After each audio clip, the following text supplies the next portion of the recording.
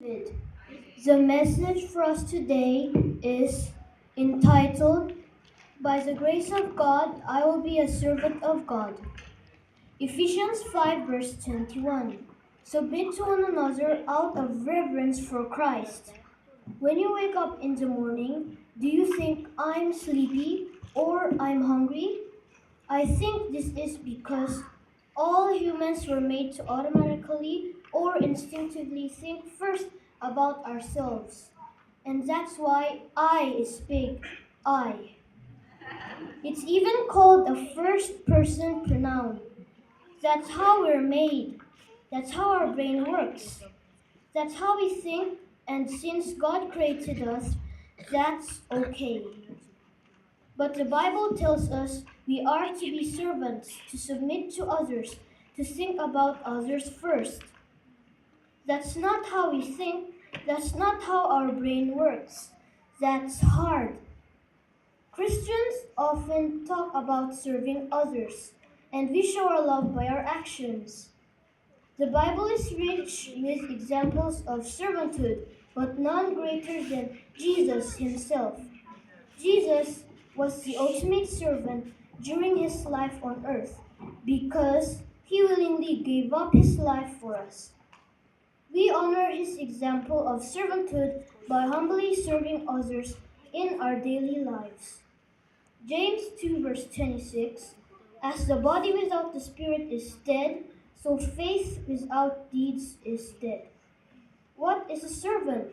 The dictionary says a servant is a person who performs duties for others. There are many occupations which call for servanthood. Doctors, teachers, policemen, and so on. How do we know someone is a servant? By their actions.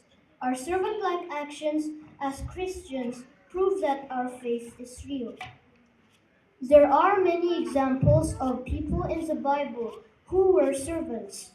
Jesus, Noah, Moses, David, Mary, and so on. Mark 10 verse 45. For even the Son of Man did not come to be served, but to serve, and to give his life as a ransom for many.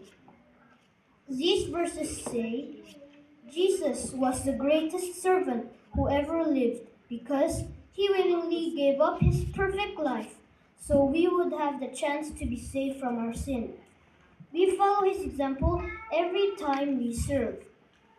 Jesus set the ultimate example of servanthood through his humility, obedience, and love for others.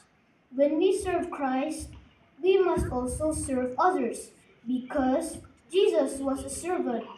This is one of the best ways to show others that we are a Christian by being a servant. God's word promises blessings when we are obedient. When we serve, we should remember that God knows our true motives and will reward us for serving Him. By the grace of God, I will be a friend. What is a friend?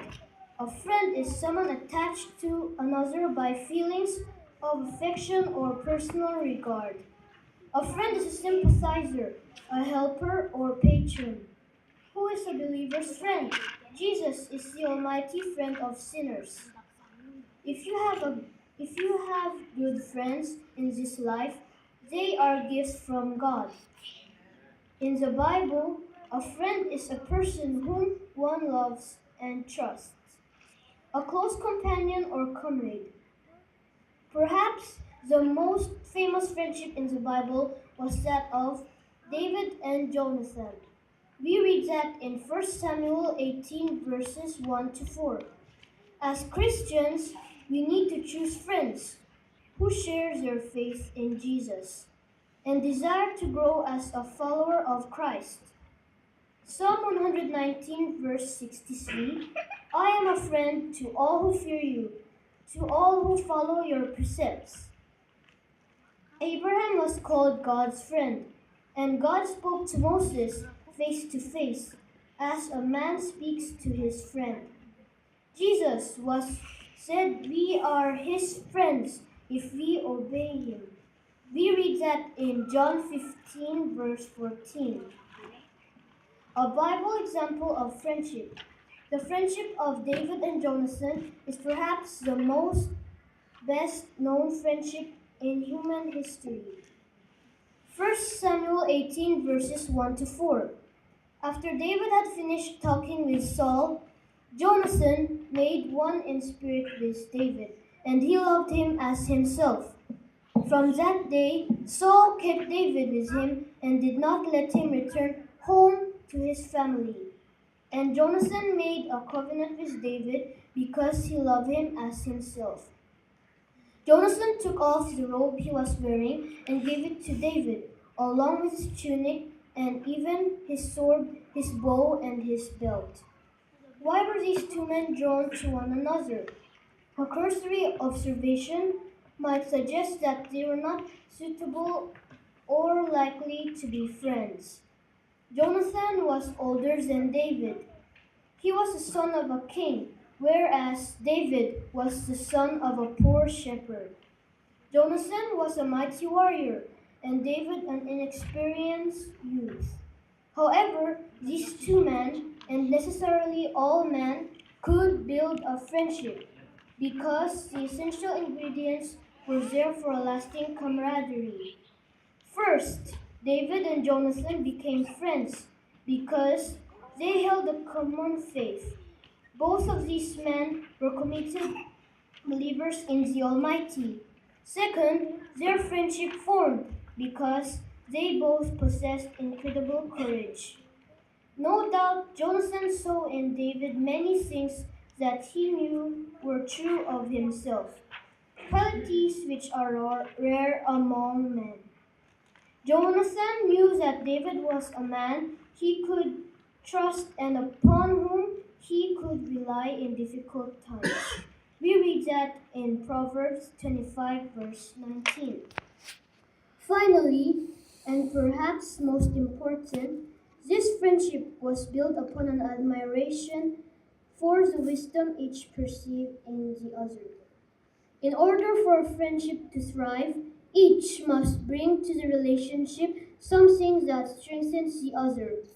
Proverbs 27, 6 and 17. Wounds from a friend can be trusted, but an enemy multiplies kisses. As iron sharpens iron, so one person sharpens another. What do friends do? Friends help each other. The whole design of friendship is to avoid being left alone when the times of hardship, trial, and calamity arise. A man with a friend is a threefold cord. Friends share everything.